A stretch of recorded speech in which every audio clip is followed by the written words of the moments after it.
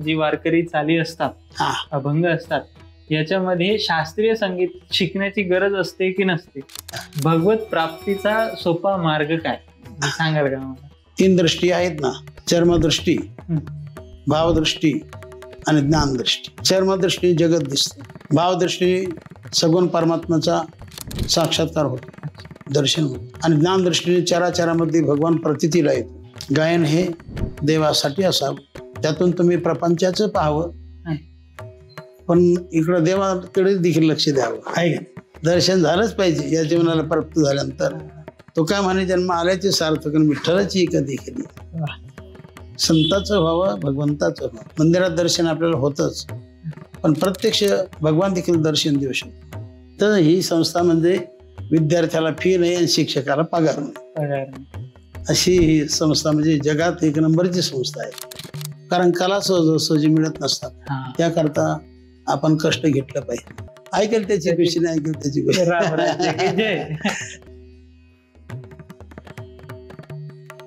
रामकृष्ण हरी. तर मित्रांनो, हा व्हिडिओ फार साधा आहे पण फार गोड आहे.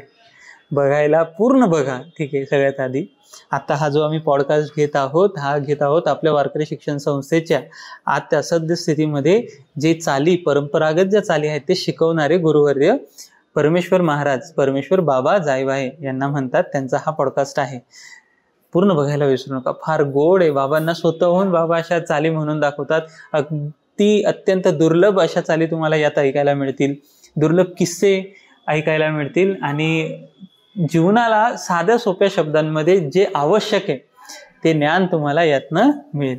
त्यामुळे बघा, शेवटपर्यंत बघा, आणि बघितल्यानंतर आम्हाला कळवा की तुम्हाला काय वाटलं. ठीक आहे. तर रामकृष्ण हरी. जसं इंट्रोडक्शन मध्ये सांगितले त्याप्रमाणे हा भाग मोस्टली संगीतमय होईल अशी आम्ही प्रार्थना करतो आणि प्रयत्न करूयात. तर बाबांना एक अनुभव फक्त सांगतो की ज्यावेळेस आता आपण मागं भेटलेलो त्या लाला महाराज पारगावकरांच्या इथं महाराजांच्या कार्यक्रमात, तर तिथं जेवणाचा कार्यक्रम होता. तर जेवणाचा कार्यक्रम झाल्या बाबांनी तिथं म्हटले की आता आपण इथं जेवलो, तर बाबा त्याच्याबद्दल किंवा त्या प्रसंगानुरूप सेवा म्हणून बाबांनी जेवणाच्या रिलेटेड एक अभंग म्हटलेला. बरोबर, तुम्हाला आठवतं ना? हा. तर आता आपण बाबांना तसंच बाबा म्हटले स्वतः की मंगलपर आपण अभंगाने सुरुवात करूयात या चर्चेला, गप्पांना. ठीक आहे. तर बाबा, तुम्ही जसं तुम्हाला वाटतंय तुमच्या पद्धतीने आपण हा जो काही पॉडकास्ट आहे तो जाऊन, तर तुम्ही कुठला अभंग म्हणणार? पुंडलिक वरदा हरिविठ्ठल श्री ज्ञानदेव तुकाराम, पंढरीनाथ भगवान की जय, माऊली ज्ञानेश्वर महाराज, जगद्गुरु तुकाराम महाराज, सद्गुरु जोग महाराज की जय, सब संतन की जय. मंगल पर अभंग.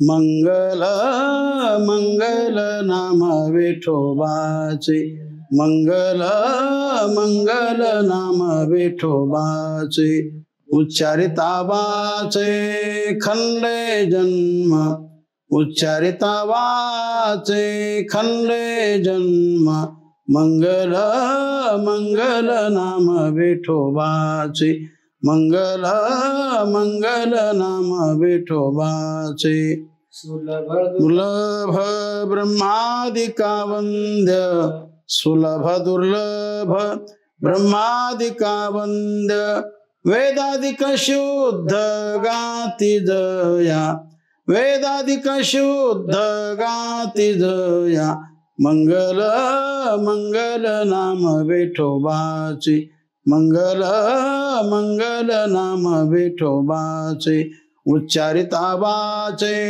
खंडे जन्म, उच्चारिता वाचे खंडे जन्म, मंगल मंगल नाम विठोबाचे, मंगल मंगल नाम विठोबाचे, नाम विठोबाचे, नाम विठोबाचे.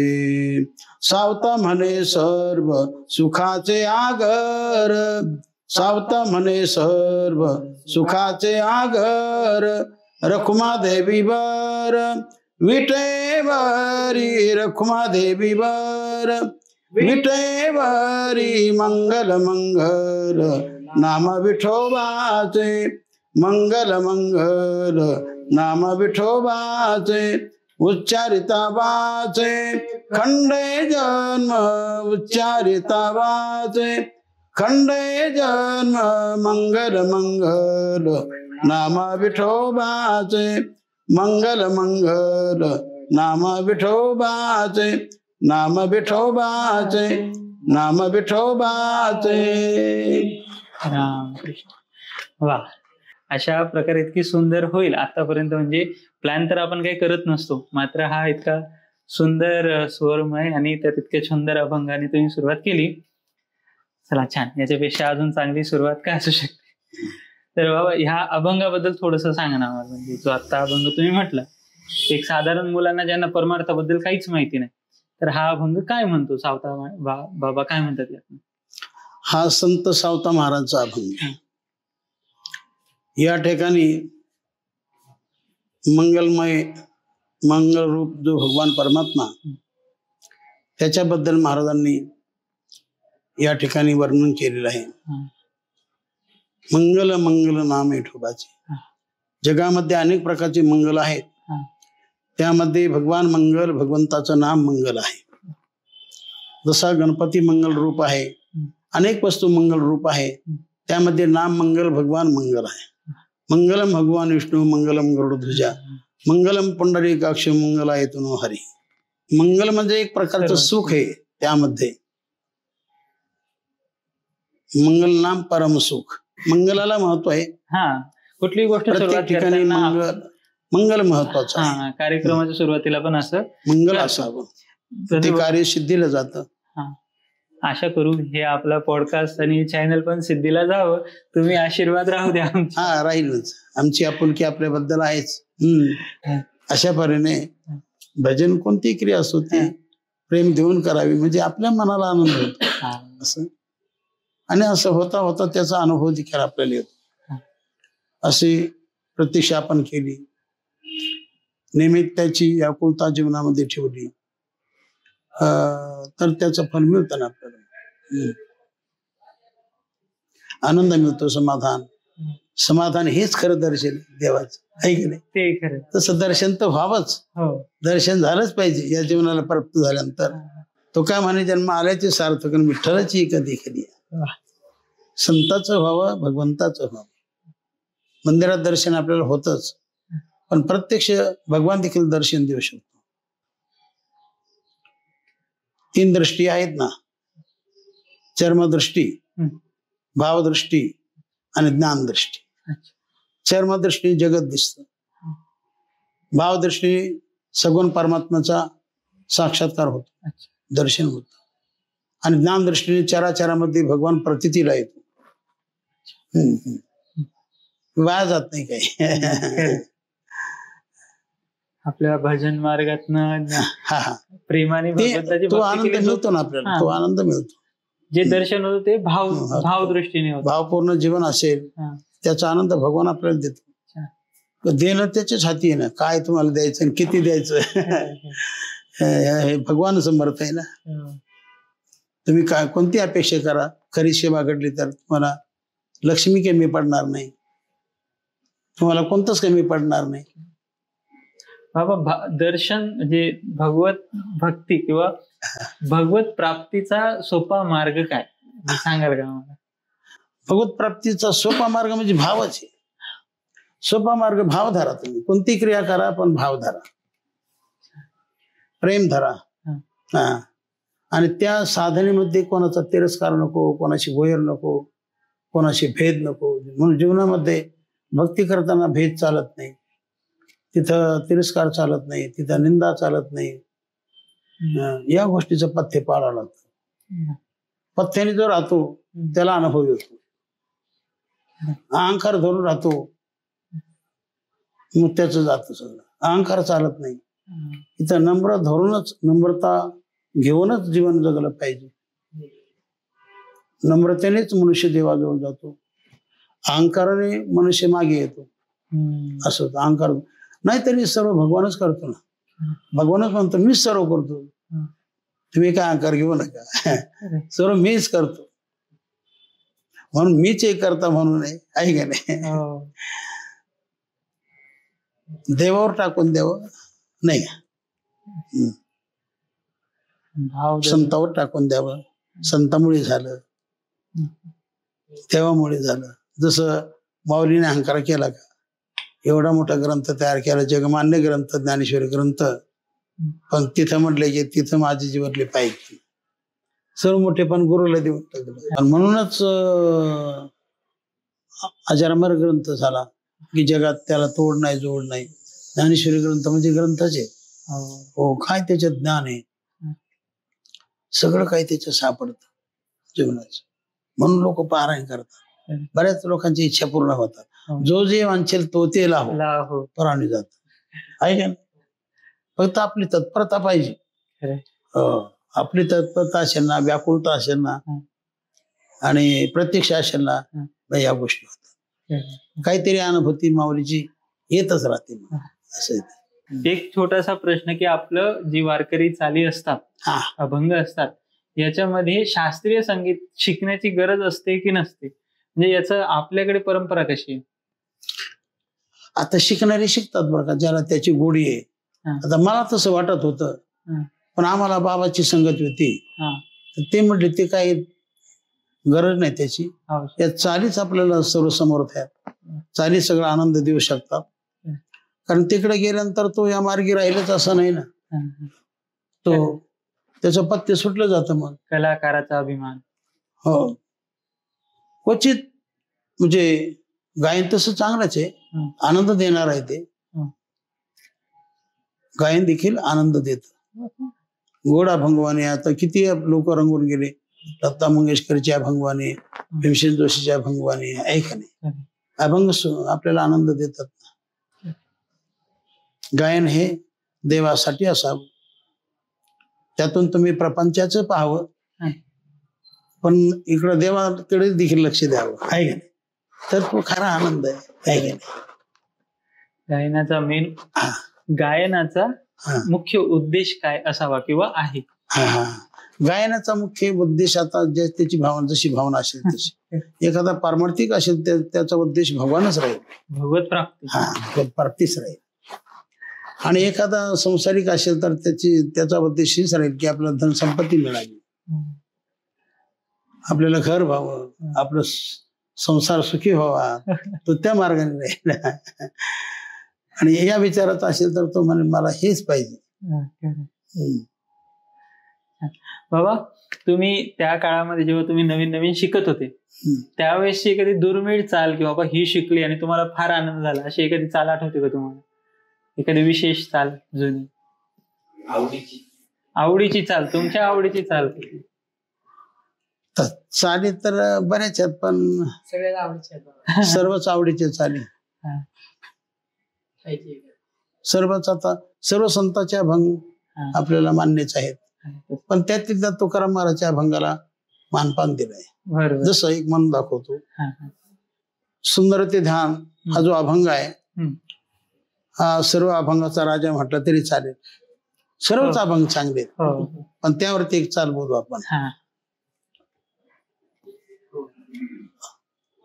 सुंदर ते ध्यान उभे विटेवरी, सुंदर ते ध्यान उभे विटेवरी, करकटावरी ठेवनिया, करकटावरी ठेवनिया, तुळशी हार गळा कासे पीतांबर, तुळशी हार गळा कासे पीतांबर, आवडे निरंतर हेची ध्यान, आवडे निरंतर हेची ध्यान, तुळशी हार गळा कासे पीतांबर, तुळशी हार गळा कासे पीतांबर, कासे पीतांबर.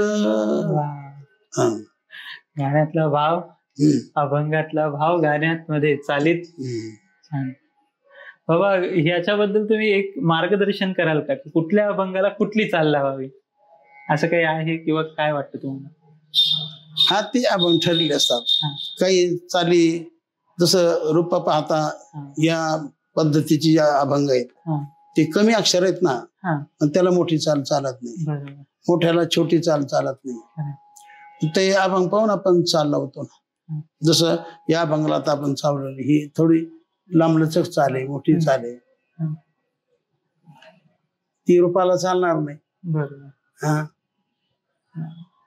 रूपाची चाल याला चालणार नाही या अभंगाला, असं असतं. आणि भावनुसार ते ज्याला त्याला कळतं, मग त्या पद्धतीने तो चाल लावतो. बरं, आता एक अभंग आपले झाले बरं का, तर गवळण म्हणू आता. एक गवळण माऊलीचा अभंग घेऊ, एक अभंग घेऊ, तुम्हाला आवडेल देखील. चालेल. माऊलींचा अभंग. सोनियाचा दिवस आजी अमृते पाहाला, अमृते पाहाला. सोनियाचा दिवस आजी अमृते पाहाला, अमृते पाहाला.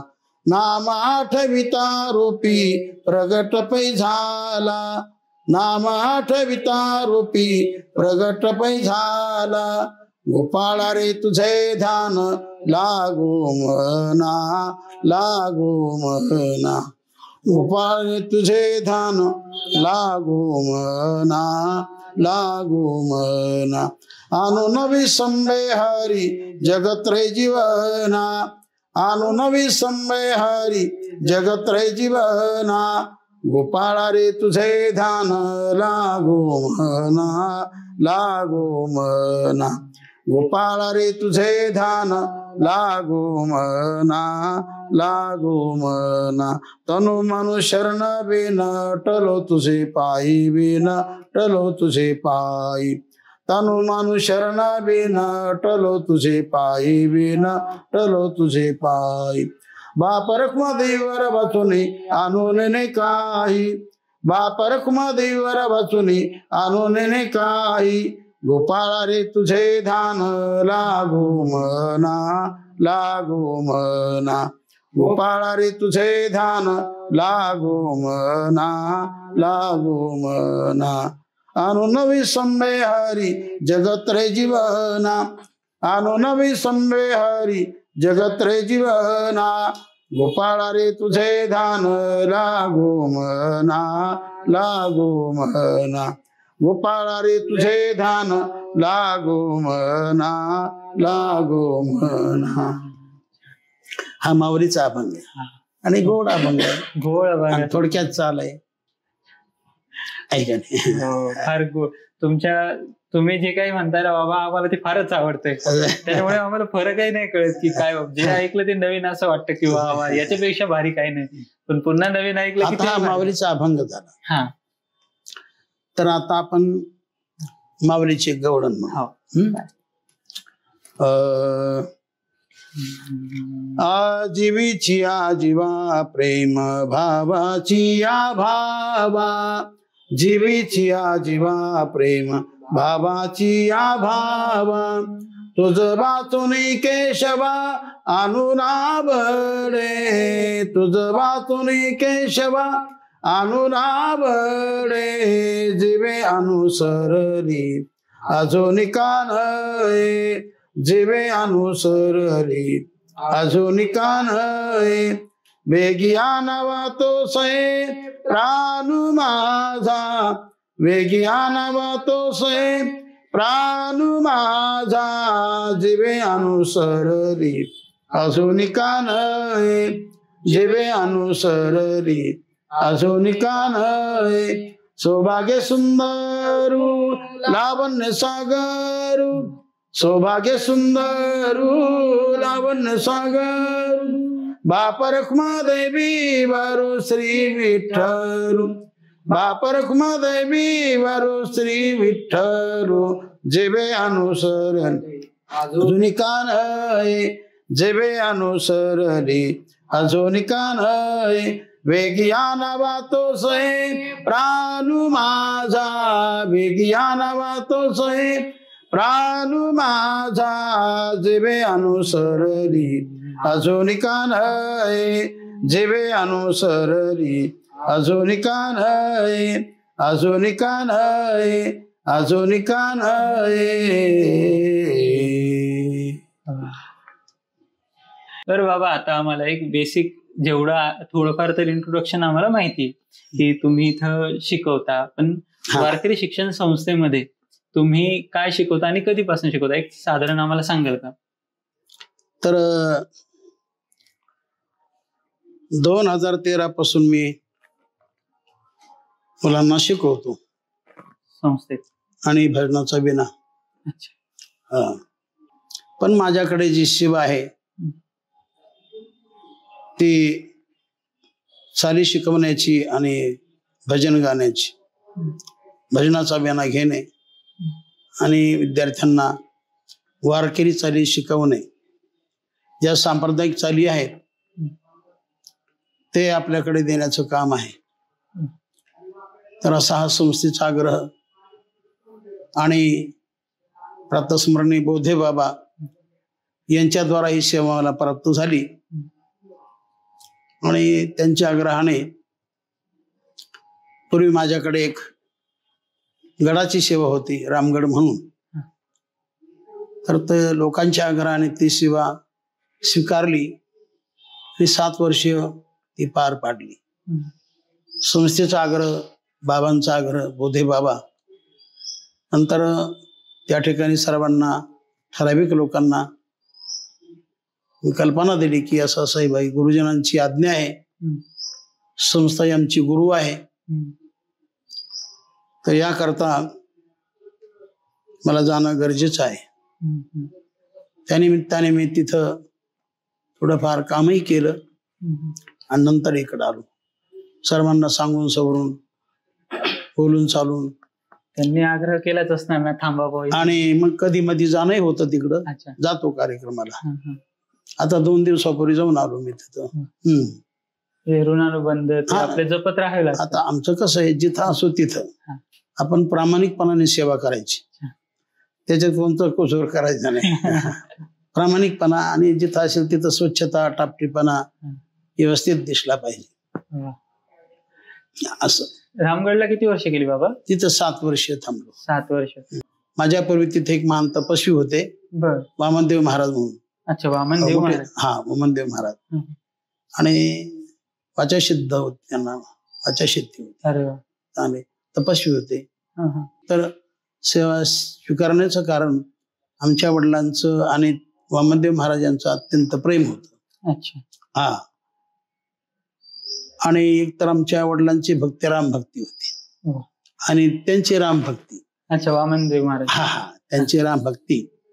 आणि चला मग आपल्या वडिलांचा वारसा आहे राम भक्तीचा आणि तो रामगड आहे, म्हटलं चला तिथं काही सेवा घडेल. या रूपाने तिथं सेवा घडली. जेवढं होईल तेवढं आपण चांगलं करत गेलो आणि मग संस्थेची आज्ञा प्राप्त झाल्यानंतर तसं तिथून जाणं येणं चालू होतं माझं. तसं मी पूर्ण वेळ देण्यासाठी 19 पासून आलो. जरी इथं आपण आलो तिथं भजनाला येणं व्हायचंच. नंतर पूर्वी मोठे बाबा विना घेत असत, त्याच्यानंतर मग बाबाकडे विना आला. बाबा जरी बाहेर गेले पण आल्यानंतर पण तेच विना घ्यायचे. पण चाली शिकवणे हे माझ्यापासून सुरू झालं. अच्छा. हे माझ्यापासून सुरू झालं. त्याच्या आधी मग चाली शिकवत नव्हते. चाली शिकवत नव्हते, फक्त भजन बाबा गात. अच्छा, भजनाचा विना घ्यायचे. पण बाबांनी आग्रह धरला, संस्थेने आग्रह धरला की तुम्ही चाली शिकवा. बर. म्हणजे याच्या आधी संस्थेमध्ये चालींचा पाठ्यक्रम नव्हता. चालीचा पाठ्यक्रम नव्हता. नंतर तुम्ही सुरू, म्हणजे गुरुजनांच्या आज्ञेने तुम्ही सुरू केलं. बरोबर.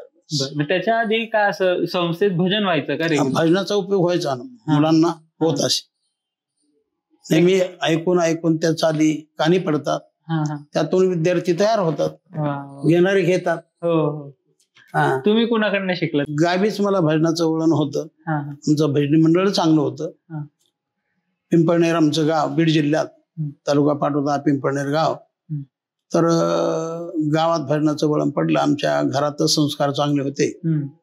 त्या भजनाला जाऊन जाऊन म्हणजे 5-50 चाली तिकडेच तयार होते. अच्छा. हा, काय वय असणार? ताल स्वर वगैरे ते देवकृपेने, संत कृपेने, गुरुकृपेने नैसर्गिक मला येऊन गेलं. तिथं हे शिकण्याचं काम नाही पडलं. पण इथं आल्यानंतर मात्र मार्गदर्शन घेतलं. 2 व्यक्तींचं मार्गदर्शन घेतलं मी. एक लक्ष्मी बाबा बाठे म्हणून होते, ते माधवराव सुकाळे म्हणून होऊन गेले, स्वामींचे शिष्य होते. ते इथं पाठ घेत असत, क्लास घेत असत. अच्छा. भजनाचा. मग त्यांच्याकडे ते शिकत होते. मला काही वेळ नव्हता. मग ते शिकल्यानंतर ते मला चाली सांगायची, ठराविक मोकळ्या मानाने ते मला चाली देत असत. आणि दुसरे ते गुरुबंधूच आणि हे गुरुबंधू विठ्ठल महाराज कुलार. हा, कुलार. तर हे चाली द्यायची. रोज एक चाल घेत असत आम्ही. त्यावेळेस इथंच होतो मी. 2 वर्ष नंबर लागला होता इथं संस्थेत. अच्छा. 1977, 1978. अच्छा. हा नंबर कसा लागतो संस्थेमध्ये? नंबर लागतो हा, अभ्यासामुळे. पूर्वी घेत असत 10 विद्यार्थी घेत असत. अच्छा. म्हणजे 3ऱ्या वर्षाची 10, 4थ्या वर्षाची 10. आणि मग त्यांच्याकडे इथाची सेवा असायची. तर त्याच्यामध्ये आमचा नंबर लागून गेला. जे हुशार विद्यार्थी असतात गुरुजनांची. मी तर 2 वर्ष राहण्याचा योग आला. मग माझे गुरुबंधू होते दादाराव कराड म्हणून, परभणीकडचे. मग आम्ही दोघं जेवण झालं की निघायचं. रोज एक चाल आणायची, किंवा गवळण तरी आणायची. आम्ही असं विश्रांती दिली नाही द्यायला. दुपारी झोपलोच नाही. असा चालीचा संग्रह केला. आनंदीत तुम्ही दुपारी झोपले नाहीत? त्या काळात ही मोठी गोष्ट झाली. त्या काळात झोपत होतो. रात्री झोप व्हायची. नाहीतर असं माहिती हे असतात ना, म्हणतात की बाबा दुपारी मधुकरी घाली की सगळं झोपतात. पण तुम्ही ते म्हणजे एक प्रकारे साधन. ते आपल्याला कला घ्यायची होती, चाली घ्यायची होत्या, पुढे तुम्ही सांगा, अभंग वळणी वगैरे. त्यामुळे मग थोडा त्रास घेतला पाहिजे. जसं म्हणतात ना, होईल थोडा त्रास पण गुण हमखास. तसं कोणत्या गोष्टीला त्रास घेणं महत्वाचं असतं. कारण कला सहजी मिळत नसतात. त्याकरता आपण कष्ट घेतलं पाहिजे. मग बाबा त्यावेळेस तुम्ही तुमचे मित्र गुरुबंधू तुम्ही जायचं आणि कोणाकडनं चाली शिकवणे? तिथे विठ्ठल महाराज कुलार वारले, ते वारले. आणि ते लक्ष्मी बाबा भाटे ते देखील वारले. त्यांचं मार्गदर्शन मिळालं. आणि इथं भजनाच्या रूपाने चाली ऐकून तयार व्हायच्या ना. आणि पुन्हा बाबाची संगती लागली बोधेबाबा जीवनामध्ये. बोधेबाबाची संगती. बोधेबाबा म्हणजे चालीचे सागर होते ते. त्यांनी भरपूर चाली जतन करून ठेवल्या बोधेबाबांनी. पण त्यांची माझ्याप्रती भावना होती. त्यांनी मलाच निवड केलं.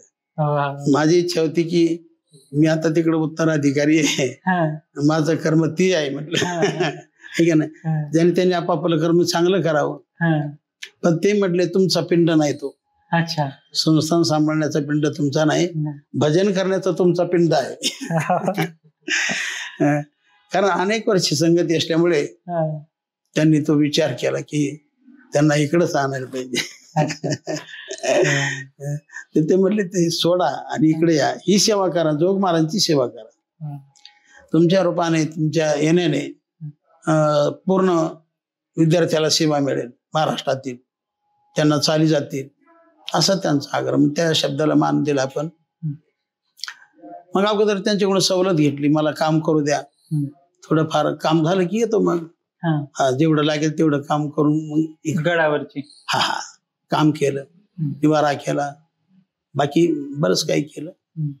आणि त्याच्यानंतर सर्वांची ठराविक लोकांची मिटिंग घेतली. सर्वांना समजावून सांगितलं की असं नाही, ते कोण सोडायला लागले, असं ते आवडत नाही तसं. तरी काय हरकत नाही, मी येत जाईल म्हटलं. मी हाका मारा, आम्ही तयार आहेत. बघा, जर आज तुम्ही हे ही जी आपली परंपरा आहे हा. ही इतकी महान आहे हा. की एक 2 ऑप्शन होते, एका गडाचे उत्तराधिकारी हा. आणि आज तुम्ही इथे एक साधारण शिक्षक म्हणून हा हा हा पुन्हा एकदा आपल्या जीवनाच्या अंतापर्यंत म्हणजे ह्या वयात पण तुम्ही सेवा हीच निवडली आणि अधिकारापेक्षा. त्या रामगडाच्या पूर्वी आम्ही पिंपळनेरला एक स्थान निर्माण केलं. अरे वा. तिथे एक संस्थान आहे, हा हा. लालपुरी संस्थान म्हणून. अच्छा. तर आमचे गुरुबंधू एक बारागजी महाराज म्हणते, हा, हा. त्यांचं आणि आमचं गाव एकच. हा, हा. आणि बरोबर शिकलो तिथं 4 वर्ष. मग दोघांनी तिथं कार्य केलं. हम्म. पण आपल्या संप्रदायामध्ये शेवटी सेवेलाच मोठं हे दिलं गेलं आणि बाबांनी सांगितलं आणि तुम्ही पुन्हा इथं हा हा सेवेत आज. हा तिथं आज 25 वर्ष सेवा केली. हो. आणि तिथं मात्र आम्ही त्याचा रुपया घेतला नाही त्या संस्थांचा. सेवा करायची निरपेक्ष. आपण बाकी पाहायचं पण तिथाचा रुपया घ्यायचा नाही. तशीच ही संस्था आहे. इथं ही संस्था म्हणजे विद्यार्थ्याला फी नाही आणि शिक्षकाला पगार नाही, अशी ही संस्था म्हणजे जगात 1 नंबरची संस्था आहे. 100 वर्षापेक्षा जास्त 100 वर्षापेक्षा जास्त वर्ष झाले. 107-8 वर्ष होऊन गेले. त्या थोरा मोठ्यांच्या पुण्याने सद्गुरू जोग महाराज, दांडेकर मामा, बंकर स्वामी, लक्ष्मी महाराज, इगतपुरीकर, मारुती बाबा, गुरु, बाकी आमची सर्व गुरुजन मंडळी आहेत. मोठे बाबा, सिंह बाबा, भाऊसाहेब महाराज, विठ्ठल महाराज भोले, पांडुरंग महाराज वैद्य, मारुती बाबा, मधुकर बाबा, परत निकम बाबा, असे आम्हाला 8 गुरु होते पा. तुम्हाला त्यांचा सहवास. हा, 8 गुरु ज्यांनी आम्हाला शिकवलं ते 8 गुरु होते. बापरे वा. पैकी आता गुरुवर्य मारुती बाबा भारत आहेत. हा हा हा. पण काय भाग्य बाबा हा, हा, तुमचं की इतके मोठे मोठे साधू संतांचा सहवास लाभला. यांची संगती आम्हाला लाभली. आज तुमच्या रूपाने त्यांची ऊर्जा आम्हाला मिळते. हा, संगीत असे शिक्षण कालामध्ये यांचा सहवास, यांची संगती आम्हाला प्राप्त झाली. त्यांच्याकडून आम्हाला ज्ञान, भक्ती, वैराग्य असे सद्गुण मिळाले. त्यांच्याकडून आमचा अभ्यास झाला. आणि गुरुवर्य नरसिंह बाबा ही दरवर्षी 2 महिन्याचा दौरा करायचे, आध्यात्मिक प्रचार दौरा, की लोक सन्मार्गी लागावे त्याकरता 25-30 कीर्तनकार त्यांच्या समवेत असायचे. त्यांचे विद्यार्थीच होते ते. नरसिंह बाबांचा दौरा असायचा खानदेशात. काय स्वरूप काय होतं त्या दौऱ्याचं? भजन, कीर्तन, हरिपाठ वेगवेगळ्या गावात जाऊन करतात. वेगळं गाव, ते गाव ठरलेली संपर्क करायचे आणि मग त्यांना तशी तारीख द्यायची आणि त्या ठरलेल्या तारखेप्रमाणे तिथे आपण जायचं. बरं. आणि असं ऐकलंय की तिथं पहिला सप्ताह म्हणजे पुणे जिल्ह्यातच सुरू आणखी असतोच तो. नांदगाव आहे, नांदगाव तालुका दौंड जिल्हा पुणे. पहिला सप्ताह दौऱ्याचा तिथं होतो, आता देखील होतो. त्याच्यानंतर मग खानदेशात ज्या गावाची नोंद असेल त्या ठिकाणी जाणे. आणि मग रात्रीचे कीर्तन थोडे लांबचे असायचे, सकाळचे कीर्तन मग आमच्या सारख्याचे असायचे, विद्यार्थी तसे. पुढे पुढे चालून मग बाबा आमचं रात्री कीर्तन ठेवायला लागले. रात्री कीर्तन ठेवायचे. त्यांचा सहवास भरपूर घडला. गुरु नरसिंह बाबाने आम्हाला सोडलंच नाही. बाबाला सोडलं नाही, मला सोडलं नाही, बोधे बाबाला. बोधे बाबा पण बोधे बाबा म्हणजे मग शिस्तबद्ध काम बोधे बाबांचं. वेळेत सुरू झाला पाहिजे, वेळेत संपलं पाहिजे. मग ते कीर्तन असेल किंवा हरिपाठ असेल, भजन पूजन असेल, कोणताही कार्यक्रम असला तर वेळेत सुरू झाला पाहिजे, वेळेत संपला पाहिजे, अशी दक्षता बाबा घेत असत, बोधे बाबा. आणि सर्वांच्या वरती नियंत्रण गुरुवर्य नरसिंह बाबाचं होत. कर्मठ होते ना, असे कडक होते, एकदम कडक होते ते. आणि विद्यार्थी शिस्तबद्ध राहायचे.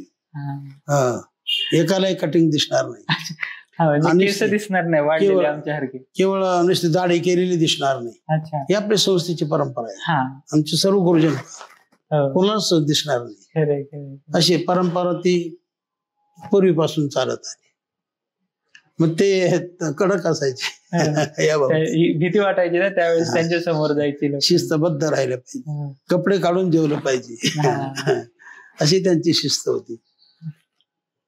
त्याच्यामुळे विद्यार्थी पुढे तयार होत गेले. गुरु नरसिंह बाबामुळे, मोठे बाबामुळे, आमच्या गुरुजनामुळे मोठे कीर्तनकार तयार झाले बाबा महाराष्ट्रामध्ये.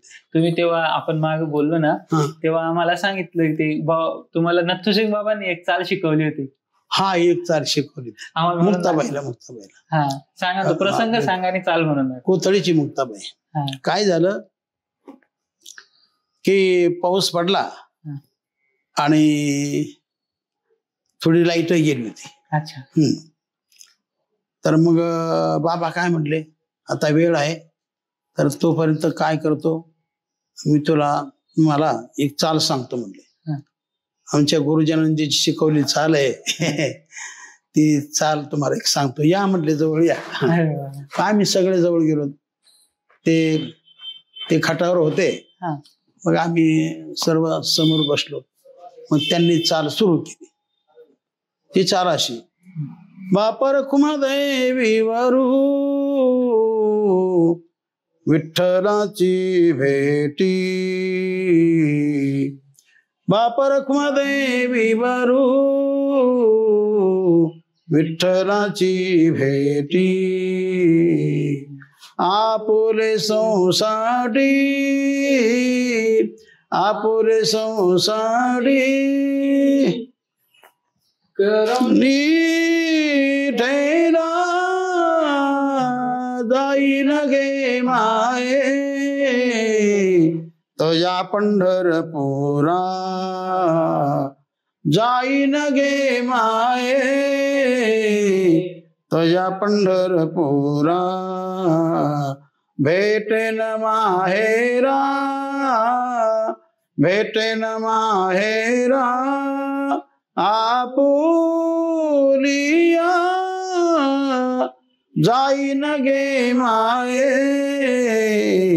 तुझ्या पंढरपुरा जाईन गे माये, तुझ्या पंढरपुरा. रामकृष्ण. ही चाल आम्ही लक्षात धरली. काय आनंद असेल ना तेव्हा नथुसिंग बाबांच्या. नथुसिंग बाबा भजन म्हणायचे का? ते भजन म्हणत नव्हते बरं का, पण ती चाल त्यांनी चांगली शिकवली आम्हाला. त्यांना कळायचं सर्व, कारण ते काही कीर्तन करत नव्हते. अच्छा. प्रवचनच करायचे नथुसिंग बाबा. अच्छा. आणि बळबळ जर आग्रह धरला तर मग कीर्तन करायचे. नथुसिंग बाबांचं मी 1-2 पुस्तकं बघितले. त्यांनी बरेच ग्रंथ काढले. तर त्याच्यामध्ये ते असं कायम त्यांचं नथुसिंग डोंगरसिंग राजपूत लिहितात. ते महात्मेच तसे होते. वगैरे त्यांनी मारा शब्द कधी लावला नाही. हे सर्व गुरुजन मंडळ तसे सही करताना गुरु मारुती बाबाला जे पाहत सही ते मारुती लावण्याची कुरेकराचं टाकलं. अशी संस्थेची पद्धत आहे. परंपरा पाळता सर्व. बाबा तुमचं म्हणजे आता बालपण कसं होतं? जर तुम्ही आता इथं अडाणीत आपण बघतो, तुम्हाला असं लहानपणापासूनच तुम्ही परमार्थी की? लहानपणापासून ते अमृत आपल्याला मिळालं, कारण आई वडील धार्मिक परमार्थिक होते. आमचे वडील रोज रामराज्य सांगायचे गावात. रामराज्य म्हणजे काय? राम भक्तीची आवड होती. रामाचे विचार म्हणजे ते रामायण सांगायचे की कुठला वेगळा ग्रंथ होता? रामफेरी करायची रामनामाची. त्यांच्याकडे पताक होती, आम्हाला माहिती भगवी पताक बर का. आणि मग ते रामराज्य की जय असं त्यांचा तो मंत्र होता. जिथं चौक आला किंवा जिथं लोक असतील, सकाळी सकाळी लोक येतात ना गावात, थांबायचं तिथं. ऐका, रामप्रभूने काय केलं, रावणाने काय केलं, पांडवांनी काय केलं, कौरवांनी काय केलं. रामप्रभूचं जीवन हे चांगल्यासाठी गेलं. रावणाने जगाला दुःख दिलं. पांडवांचं जीवन लोकांच्या सुखासाठी गेलं. कौरवाने जगाला दुःख दिलं. ऐकल त्याची खुशी, नाही ऐकल त्याची खुशी, चालली पुढे. अच्छा. पुन्हा लोक आले की पुन्हा मग लगेच सर्वांनी जीवनामध्ये चांगलं वागा, चांगलं खा, चांगलं प्या, कुणी कोणाचं बोलू नका, कुणी कोणाला विनाकारण त्रास करू नका. ऐकल त्याची खुशी, नाही ऐकल त्याची खुशी.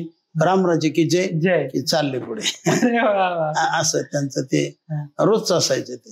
हा. म्हणजे जीवन प्रणाली कशी असावी, जीवनात कसं वागावं, हा विचार ते देत असत. ही तिकडची परंपरा आहे का असं रामराज्य? नाही तसं काय नाही, पण ते सांगायचं तुमच्या वडिलांनीच तसं? त्यांच्या गुरूंचा आदेश होता की हे राम, पण त्यांनी सांगितलं नव्हतं हे विचार द्या म्हणून, पण त्यांनी अनुग्रह केला, मंत्र दिला रामप्रभूचा, रामनामाचा, आणि ती पताक मात्र सांगितली, ही पताक आता शेवटपर्यंत ठेवायची. ते शेवटपर्यंत राखली. ती कुठेही गेलं ते झेंडा घेऊन जायचे, पताक घेऊन जायचे. परिसरामध्ये कुठेही सप्ताह असलं की ऐकल त्याची खुशी, नाही ऐकल त्याची खुशी. रामराजे की जय. म्हणजे विचार, चांगला विचार द्यायचे. जीवनामध्ये जीवन कसं असावं याबद्दल ते विचार देत असतात. राम भक्तीच्या बद्दल, रामाच्या बद्दल माहिती, हनुमंताच्या बद्दल माहिती, हनुमंताने काय केलं, हनुमंताने काय केलं, चांगलं केलं, त्याचं जगात नाव झालं. ऐकेल त्याची खुशी, नाही ऐकेल त्याची खुशी.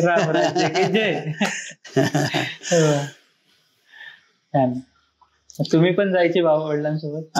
नाही, आम्हाला ऐकायला मिळायचं. आम्ही गावात थांबायचो, नंतर आम्ही वस्तीवर आलो, पण ते रोज जात असत. वय जरी झालं तरी जात असत. पुढे जाऊन वय झाल्यामुळे मग ते बैलगाडी करून जात असत आणि गावाला फेरी मारायची. गाडीतून सांगायचं, ऐकेल त्याची खुशी, नाही त्याची. काही वेळेला मग थोडी शक्ती असल्यामुळे आरंभाला मग गाडीवर चढून सांगायची. लोक म्हटले, गाडीवर का चढता, खालूनच सांगा ना. नाही म्हटले, आता रावणाला वरूनच सांगावं लागतं म्हटले. रावणाला वरून सांगावं लागतं. याकरता सर्व रावण नाहीत म्हटले, पण काही आहेत ना. बालपणी भजनाचा छंद लागला, लोकांना आवाज आवडायचा आमचा. त्यावेळेला आवाज बरा होता जरा. तर मग गवळणी, अभंग आम्हाला लोक म्हणायला लावायचे. तसं मी त्या खंजेरी भजनामध्ये होतो. कबीरपंथी जे भजन आहे ना, ते माझे मित्र तसे होते ना, त्यामुळे मला तिकडे जावं लागलं. पण माझा आवाज ऐकून या लोकांनी मला इकडे ओढलं. अशा परीने हे जीवन आजपर्यंत चालत आलं. बाबा, संसार करावा असं नाही वाटला? नाही, तिकडं नाही वृत्ती गेली बरं का. मला आग्रह केला, परंतु संगती चांगल्यांची होती मला. इकडं गुरु नरसिंह बाबा, गुरुजन मंडळी, गोदेव बाबा वगैरे हे सर्व म्हणजे त्यागी माणसं होते हे. त्याच्यामुळे मग यांच्यात माझी वृत्ती रंगून गेली. आणि काहीतरी आपल्याकडून झालं पाहिजे बा, नाही का, अशी भावना. नाही फार वाढलं तरी चालेल, परंतु चांगलं घडलं पाहिजे असा विचार. जे आपल्याकडे आहे ते आपण लोकांना दिलं पाहिजे. लोकांकडे असेल ते आपण घेतलं पाहिजे. नाही दिलं ते विनंती केली पाहिजे, पण घेतलं पाहिजे. जे आपल्याकडे आहे ते लोकांना आपण आग्रहपूर्वक दिलं पाहिजे, चांगलं असेल तर. अशी वृत्ती जीवनामध्ये धारण करायची. कोणाचा हेवा देऊ नको, कोणाचा तिरस्कार नको, कोणाची निंदा नको, कारण या गोष्टी दुःख निर्माण करतात ना. कधी व्यापक मन असावं, व्यापक भाव पाहिजे. भक्तिदेवाची मनापासून करावी आणि संतांची संगती धरावी. जीवनामध्ये आईवडिलाची, दिनदरवळाची सेवा करावी, गोमाते सेवा करावी. हे सर्व करत करत आपलं जीवन असं चालत आलं. आमचं मन तिकडे ओढत नाही. काय करायचं करून आपला अभंगाच्या रूपाने सेवा जगाला द्यायची. आलं का लक्षात? जगाला सेवा मिळेल, बस झालं. कारण ज्ञान हे कानाचं अन्न असतं आणि गाणं हे देखील कानाचं अन्न असतं. जशी अन्नाने पोटाची भूक जाते, तशी ज्ञानाने, गाण्याने मनाची भूक. बाबा, तुम्ही जे त्यावेळेस विचारत होतो सर, मागे आपण बसलो होतो ना, तुम्हाला भेटलो त्यावेळेस तुम्हाला विचारलेलं हा. तसं त्यावेळेस तुम्ही आम्हाला सांगितलं की जयराम बाबांची पण तुम्हाला थोडी संगती लाभलेली. हा, ते 8-10 महिने त्यांची संगती लाभली. तर ते अशा परीने मग जयराम बाबाकडे तिथं राहत नव्हतो, पण त्यांच्या पाठाला जात होतो. गीतेची संता त्यांच्याकडून झाली आरंभाला. आणि मग त्यांचं भजन साळी धर्मशाळेत असायचं. रोज तिथं रात्री भजनाला जायचो. तुम्ही आपलं त्यावेळेस मी विचारताना विचारलं तुम्हाला की भाव अवस्था गायनामध्ये भजनामध्ये भाव अवस्था लागली. तुम्ही जयराम बाबांचा एक प्रसंग सांगितलेला, तो सांगा ना. एकदा आमचे जे चुलते होते ना, त्यांनी एकदा आणलं, आमच्या जन्मगावी आणलं, आग्रह करून आणलं. तर मग त्यांचं कीर्तनही होतं आणि मग दुसऱ्या दिवशी भजन केलं त्यांनी मंदिरात राहून. त्यांच्या आनंदासाठी ते करत होते. विना घेतला, चिपळा घेतला, लागले करायला मंदिरात. लोक जमा झाले. आम्ही लहान होतो, एवढं काय आम्हाला कळत नव्हतं, पण ते एकदम रंगून गेले होते भजनात. हा हा, त्यांचा तो सूर वगैरे, भावपूर्ण भजन असं जीवनामध्ये पाहण्यात आलं. आणि आमच्या विहिरीवरती स्नान केलं होतं. 1-2 दिवस होते मुक्कामाला. शेजारीच गावाच्या काठी आमचं शेत आहे, तिथं मध्यंतरी नदी आणली, तिथं मग ते स्नानासाठी येत असत. त्यांचं आसन आम्ही पाहिलं, जयराम बाबाचं पाण्यावरती. मी पाण्यावरती असून जयराम बाबाचं पाहिलं आणि गुरुवारी नरसिंह बाबाचं आसन मी पाहिलं. कितीतरी वेळ ते पडून राहायचे असे पाण्यात. हो, पाण्यात पडून राहायचे. असं थोरा मोठ्या संगतीत गेल्यामुळे. जयराम बाबांचं ते भजन आठवतं का, काय होतं तसं? आता एवढं नाही आठवत बरं का. बरं, पण असं एखादं भजन किंवा चाल जयराम बाबा. चाल मात्र त्यांची कीर्तनात नेहमी ही असायची. तुम्हाला ऐकायची का? रूप पाहता लोचनी, रूप पाहता लोचनी, सुख झाले ओ साधनी, सुख झाले ओ साधनी, तो हा विठ्ठल बरवा, तो हा विठ्ठल बरवा, तो हा माधव बरवा, तो हा माधव बरवा, तो हा विठ्ठल बरवा, तो हा विठ्ठल बरवा. अशी चाल असायची. भावपूर्ण. भावपूर्ण असायची. फार असा मोठा संगीताचा आलाप किंवा असं मोठेपणा नसायचं ना ह्या चालींमध्ये. थोडं साधेपणा मात्र भावपूर्ण. साधेपणा भावपूर्ण. ते रंगून असे थोडे महात्मे की ते रंगून भजन करतो. कोणतीही क्रिया असो ती आपण प्रेमाने भावनेनेच केली पाहिजे. असा एक नाथमारांचा अभंग तो म्हणतो आम्ही. भावे करावे भजन, भावे करा नाम स्मरण, भावे करा नाम स्मरण, भावे करा नाम स्मरण, भावे जावे पंढरीशी, भावे जावे पंढरीशी, भावे जावे पंढरीशी, भावे जावे पंढरीशी, भावे जावे पंढरीशी, भावे नावे भीमारतीशी, भावे नावे भीमारतीशी, भावे नावे भीमारतीशी, भावे करा प्रदक्षिणा, भावे करा जागरणा, भावे करा प्रदक्षिणा, भावे करा जागरणा, भावे जावे पंढरीशी, भावे जावे पंढरीशी, भावे जावे पंढरीशी, भावे जावे पंढरीशी,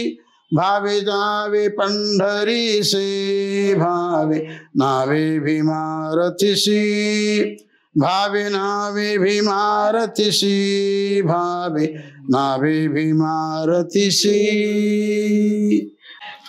याप्रमाणे माऊलीचा अभंग झाला, सावता महाराजचा झाला, नाथ महाराजांचा झाला. बावी करावे भजन, गवळण झाली, तुकाराम महाराज अभंग झाला. शक्यतो आपण अजून 4-5 अभंग म्हटले आपण. हो गवळण म्हण, अजून काही म्हणायचं? आता आपण जयराम बाबांचा झाला, नथुसिंग बाबांचा झाला, आता एक बोधे बाबांची कुठली तरी चाल म्हणून आपण त्यांच्या संगतीत असताना किंवा त्यांची आवडती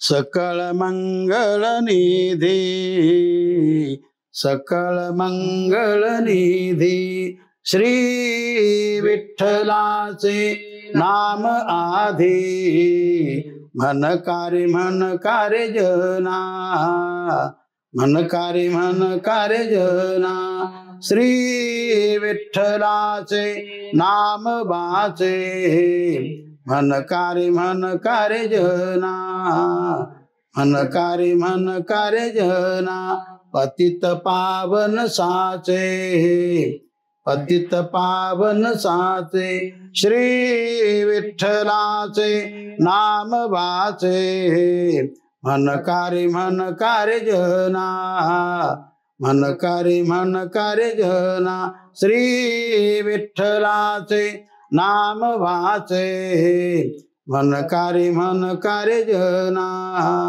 म्हणकारे म्हणकारे जना, बापरखमा देवी वरुसाचे, बापरखमा देवी वरुसाचे, श्री विठ्ठलाचे नाम वाचे, म्हणकारे म्हणकारे जना, म्हणकारे म्हणकारे जना, म्हणकारे जना, म्हणकारे जना. हा अभंग ऐकताना मला असं वाटलं की बोधे बाबांचाच ऐकतोय. हे थोडंफारच ऐकलं. अजून एखादी चाल बाबा तुम्हाला आवडती? तर एक आता शेवटची नाथांची गवळण, गुलाबी नाथांचीच आहे ना. भुलविले वेणुनादे, भुलविले वेणुनादे, वेणु वाजविला गोविंदे, वेणु वाजविला गोविंदे, भुलविले वेणुनादे, भुलविले वेणुनादे, वेणु वाजविला गोविंदे, वेणु वाजविला गोविंदे, पांगुळले यमुना जळ, पांगुळले यमुना जळ, पक्षी राहिले निश्चळ, पक्षी राहिले निश्चळ, भुलविले वेणुनादे, भुलविले वेणुनादे, वेणु वाजविला, वेणु वाजविला गोविंदे, तृणचरे लुब्ध झाली, तृणचरे लुब्ध झाली, पुच्छ बाहोनी आठेली, पुच्छ बाहोनी आठेली, भुलविले वेणुनादे, भुलविले वेणुनादे, वेणु वाजविला गोविंदे, वेणु वाजविला गोविंदे, नादन समाय त्रिभुवनी, नादन समाय त्रिभुवनी, एका भुलला जनार्दनी, एका भुलला जनार्दनी, भुलविले वेणुनादे, भुलविले वेणुनादे, वेणु वाजविला गोविंदे, वेणु वाजविला गोविंदे.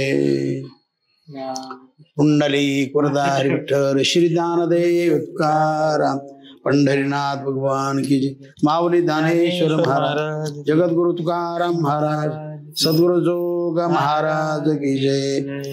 सब गुरुजनों की जय. बोधे बाबा की जय. संत वामन भो महाराज की जय. हर हर महादेव. रामकृष्ण हरी. भुलविले वेणुनादे. आमच्यासारखा गाढव सुद्धा सूर काढायला लागतो. इतका आनंद या सगळ्या प्रपंचामध्ये आहे, या वारी या चॅनल थ्रू आम्हाला मिळतोय, त्याकरता तुमचे खूप धन्यवाद. रामकृष्ण हरी. सबस्क्राईब करा, कमेंट करा आणि आळंदीत या वारकरी शिक्षण संस्थेला भेट द्या. पांडुरंगाचं, जोग महाराजांचं आणि माऊली ज्ञानोबा दर्शन घ्या आणि या साधू संतांना भेटायला विसरू नका. वारकरी शिक्षण संस्था सद्गुरू जोग महाराजांनी सुरू केलेली. त्यामुळे भेटूयात